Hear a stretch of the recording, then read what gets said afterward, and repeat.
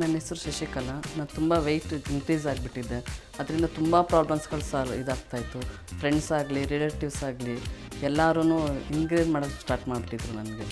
ಆಮೇಲೆ ಅಡ್ವರ್ಟೈಸ್ಮೆಂಟಲ್ಲಿ ನಾನು ನೋಡ್ತಾ ಇದ್ದೆ ಯಾವಾಗಲೂ ಪ್ರೇಮಾ ಮೇಡಮ್ ಬರೋರು ಕಲರ್ಸಲ್ಲಿ. ಆಮೇಲೆ ಕಲರ್ಸಿಗೆ ಬಂದು ಇಲ್ಲಿ ಜಾಯಿನ್ ಆಗಿ ಅಂದ್ಬಿಟ್ಟು 95-96 ಗಂಟೆ ಇತ್ತು ನನ್ನ ವೆಯ್ಟು. ಆಮೇಲೆ ಕಲರ್ಸ್ ಬಂದ ಮೇಲೆ ನಾನು ಮಾತಾಡಿ ಅವ್ರ ಹತ್ರ ಎಲ್ಲ ಕೇಳಿದ್ಮೇಲೆ ಮಾಡ್ಬೋದು ನಾನು ಇಲ್ಲಿ ಮಾಡ್ತಾರೆ ಅನ್ನೋದು 100% ಇದಾಯಿತು.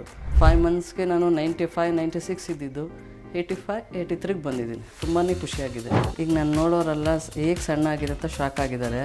ಯಾವ ರೀತಿ ಹೇಗೆ ಅಂದ್ಬಿಟ್ಟು ಕಲರ್ಸಿಂದ ಹಿಂಗೆ ಆಗ್ತಾ ಇರೋದು ಅಂದರೆ ಕಲರ್ಸ್ ಅಂದರೆ ಏನು ಅಂತ ಅವರೇ ನನ್ನ ಕೇಳ್ತಾ ಇದ್ದಾರೆ.